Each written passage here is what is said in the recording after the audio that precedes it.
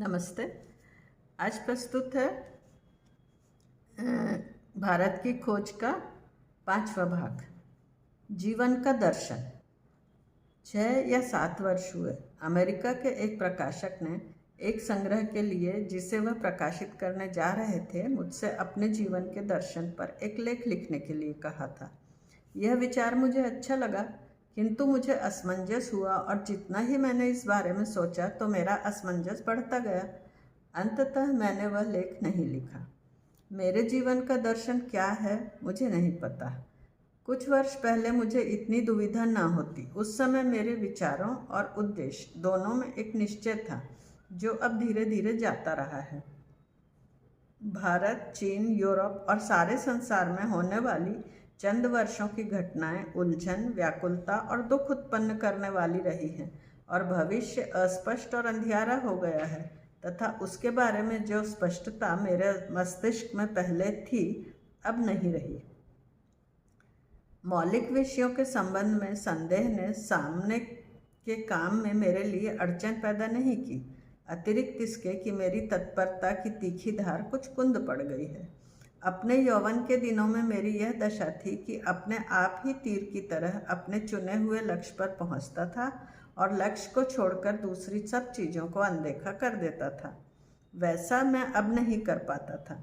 फिर भी काम में तो लगा ही रहा, क्योंकि काम के लिए मन में उमंग थी, और अपने काम तथा उद्देश्यों में मैंने वास्तविक व काल्पनिक संबंध भी पाया था।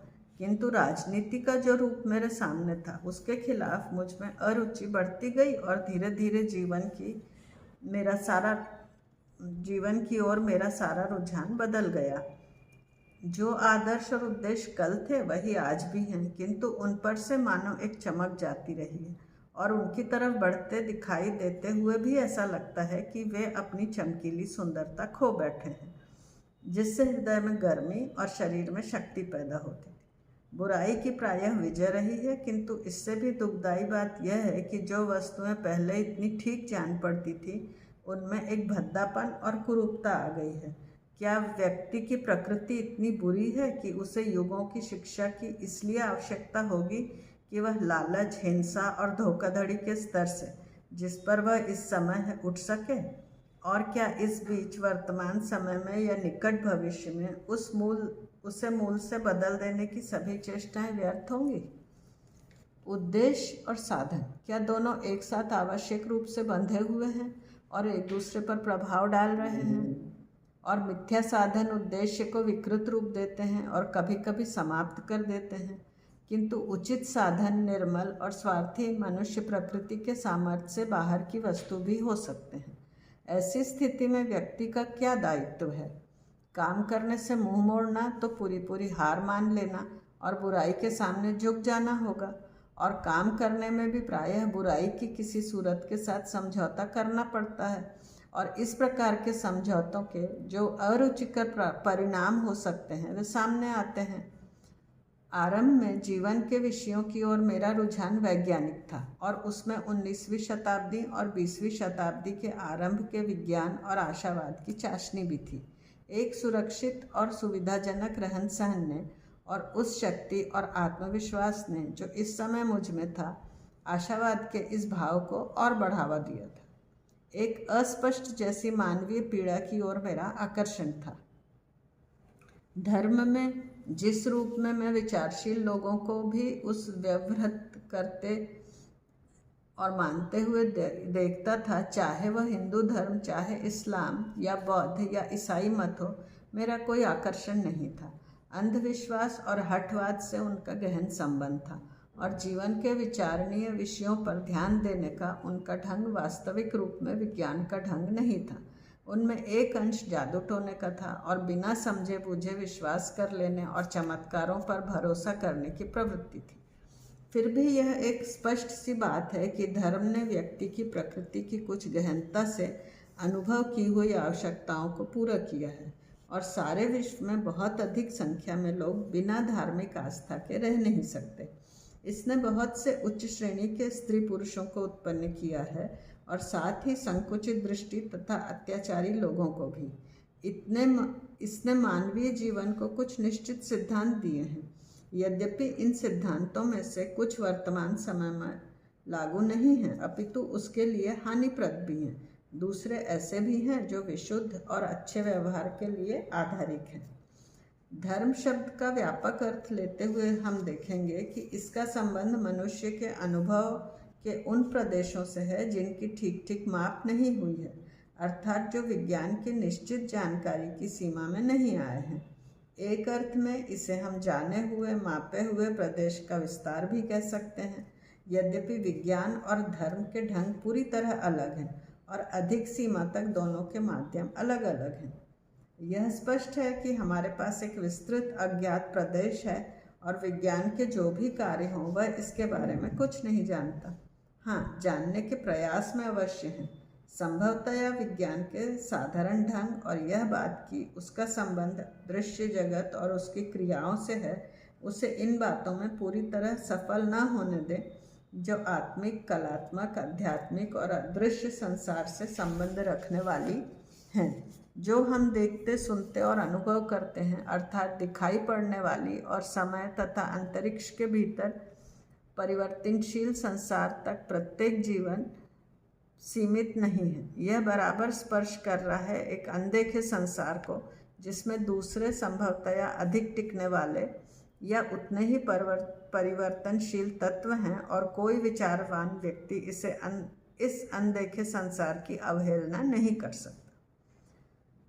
विज्ञान हमें जीवन के उद्देश्य के बारे में अधिक नहीं बताता, सच पूछिए तो कुछ भी नहीं बताता। यह अपनी सीमा को फैला रहा है और संभव है बहुत शीघ्र संसार पर धावा बोले, जिसे हम अदृश्य संसार कहते रहे हैं, और इस प्रकार यह विस्तृत अर्थ के उद्देश्य को समझने में हमारी सहायता करे या कम से कम कुछ ऐसी झलक दे जिससे मानव के अस्तित्व के विषय पर रोशनी पड़े।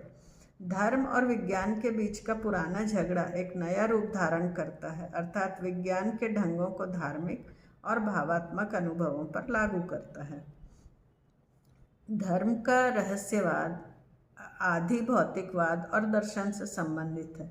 बड़े बड़े सूफी अवश्य हो गए हैं जिनके व्यक्तित्व में आकर्षण रहा है, जिन्हें हम यह कहकर नहीं टाल सकते कि वे अपने भुलावे में डाले हुए थे। फिर भी रहस्यवाद को संकुचित अर्थ में लें तो उससे मुझे खीज होती है। यह एक अस्पष्ट, ढीली और गिलगिली वस्तु लगती है। इसके पीछे मन का कठोर संयम नहीं, अपितु मानसिक शक्तियों का त्याग है और यह भावात्मक अनुभव के समुद्र में रहना है। यह अनुभव कभी कभी ऐसी क्रियाओं के बारे में जो भीतरी हैं और कम स्पष्ट हैं कुछ ज्ञान दे सकता है, किंतु इसके माध्यम से व्यक्ति स्वयं को भुलावे में भी डाल सकता है।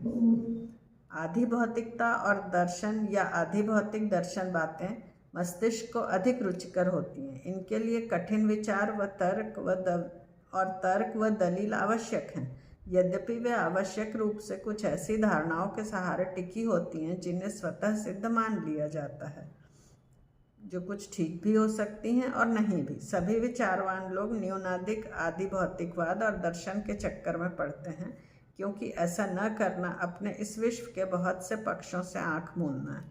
कुछ लोग औरों की अपेक्षा इस ओर अधिक खिंचते हैं और इन विषयों पर जो जोर दिया जाता है उसमें अलग अलग युगों में अंतर हो सकता है।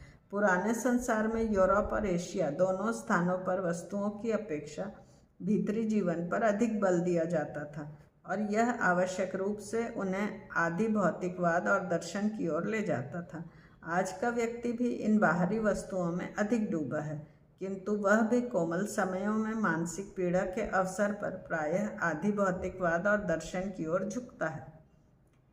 जीवन के संबंध में हम सभी का कुछ न कुछ दर्शन होता है, वह केवल धुंधला हो या किसी सीमा तक स्पष्ट। यद्यपि हम में से अधिकतर बिना स्वयं सोचे विचारे अपनी पीढ़ी आसपास के विचारों को ग्रहण कर लेते हैं।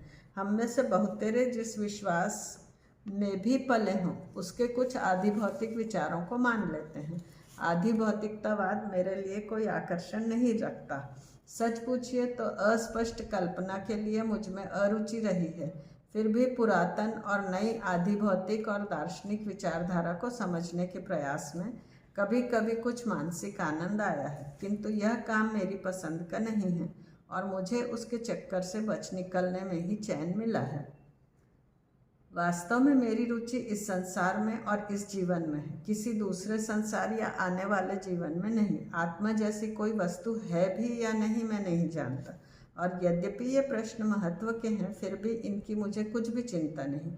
जिस वातावरण में मैं बचपन से पला हूँ उसमें आत्मा और भविष्य के जीवन, कार्य कारण का कर्म सिद्धांत और पुनर्जन्म ये बातें मान ली गई हैं। मुझ पर इनका प्रभाव पड़ा है, इसलिए एक अर्थ में मैं इन सिद्धांतों की ओर मेरे भाव अनुकूलता के हैं। शरीर के भौतिक विनाश के बाद हो सकता है कि आत्मा बनी रहे और जीवन के कामों में कार्य कारण का सिद्धांत लागू होता है। यह बात तर्कपूर्ण जान पड़ती है। यद्यपि हम मूल कारण पर ध्यान दें तो यह सैद्धांतिक रूप से कठिनाइयाँ भी उत्पन्न करता है। यह मान लिया जाए कि आत्मा है तो पुनर्जन्म के सिद्धांत में भी कुछ तर्कयुक्त जान पड़ता है, किंतु इन सिद्धांतों और मानी हुई बातों में मेरा विश्वास कोई धार्मिक ढंग पर नहीं है। ये तो एक अपरिचित प्रदेश के बारे में मानसिक अटकल की बातें हैं जो मेरे जीवन पर प्रभाव नहीं डालती और आगे चलकर यह सच्ची सिद्ध होती हैं या निरस्त कर दी जाती हैं, मेरे लिए समान है। हम यहीं पर समाप्त करते हैं। यह अध्याय बहुत बड़ा है तो मैं इसी को फिर से आगे इसको कंटिन्यू करूँगी अगले अध्याय में। धन्यवाद।